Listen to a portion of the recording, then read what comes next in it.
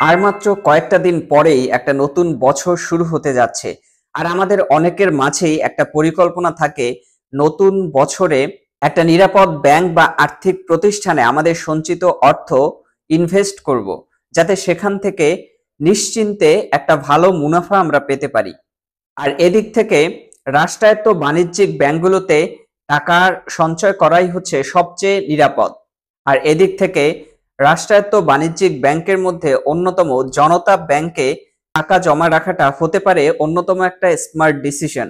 কারণ জনতা ব্যাংকের ফিক্সড ডিপোজিটে আপনাকে সর্বোচ্চ হারে মুনাফা প্রদান করা হবে। তাহলে জনতা ব্যাংকে কারা কারা ফিক্সড ডিপোজিট করতে পারবেন? জনতা ব্যাংকের যে কোনো ব্যক্তি এবং যে কোনো প্রতিষ্ঠান তাদের নিজেদের নামে বা প্রতিষ্ঠানের নামে ফিক্সড ডিপোজিট করতে পারেন।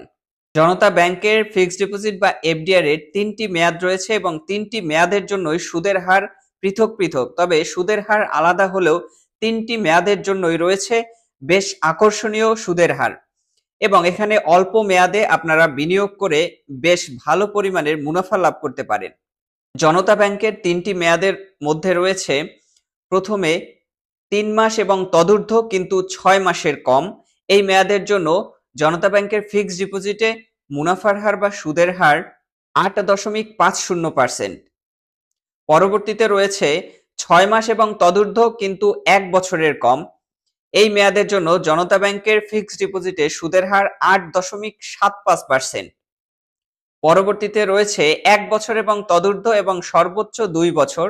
এখানে ২ বছরের বেশি আপনি ফিক্সড ডিপোজিট করতে পারবেন না। তো এই মেয়াদের জন্য জনতা ব্যাংকের ফিক্সড ডিপোজিটে সুদের হার দেয়া হয় ৯%, এবং এটা রাষ্ট্রায়ত্ত বাণিজ্যিক ব্যাংকগুলোর জন্য খুবই ভালো পরিমাণের একটা সুদের হার।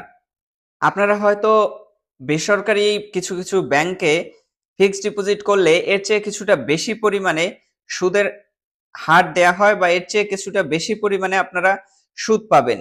কিন্তু অর্থের নিরাপত্তার দিক বিবেচনা করে এবং বর্তমানের ব্যাংকের যে টালমাটাল পরিস্থিতি সবগুলো বিবেচনা করে বেসরকারি ব্যাংকের চেয়ে রাষ্ট্রায়ত্ত বাণিজ্যিক ব্যাংকে সুদের হার কিছুটা কম হলেও এখানে টাকা বিনিয়োগ করা অনেকটাই নিরাপদ। জনতা ব্যাংকে আপনারা যে কোনো পরিমাণের টাকা এফডিআর বা ফিক্সড ডিপোজিট করতে পারেন। এখানে কোনো সর্বনিম্ন পরিমাণ বা সর্বোচ্চ পরিমাণ বেঁধে দেওয়া নাই। আপনাদের সাধ্যমতো আপনারা যে কোনো পরিমাণের টাকা এখানে ফিক্সড ডিপোজিট করতে পারেন। জনতা ব্যাংকের যে কোনো শাখায় আপনারা ফিক্সড ডিপোজিট করতে পারেন। সেক্ষেত্রে সংশ্লিষ্ট শাখায় একটি হিসাব খুলতে হবে।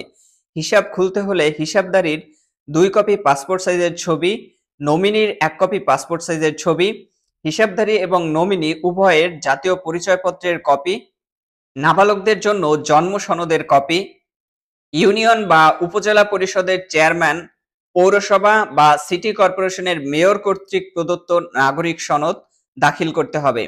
তাছাড়া আয়কর রিটার্নের কপি দাখিল করতে হবে এবং সংশ্লিষ্ট ব্যাংকে হিসাব রয়েছে এমন একজন কর্তৃক পরিচয় প্রদত্ত হতে হবে। তাছাড়া যদি কোনো প্রতিষ্ঠান হিসাব খুলতে চান তাহলে হিসাব খোলা এবং হিসাব পরিচালনা সংক্রান্ত বোর্ড রেজুলেশনের প্রয়োজন হবে। মেমোরেন্ডাম অফ অ্যাসোসিয়েশন বা এমও এর কপি দাখিল করতে হবে। ইনকর্পোরেশন সার্টিফিকেট দাখিল করতে হবে।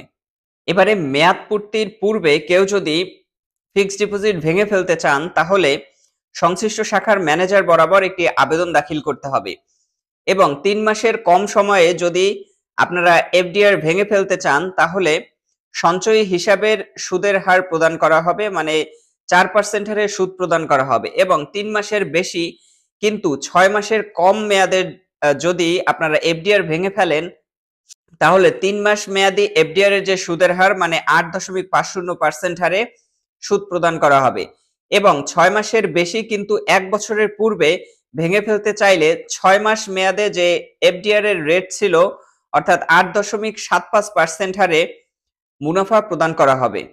এবার কেউ যদি ৫ লাখ টাকা সর্বোচ্চ ২ বছরের জন্য জনতা ব্যাংকে ফিক্সড ডিপোজিট করেন তাহলে কত টাকা পাবেন সেটা একটু দেখিয়ে দেই।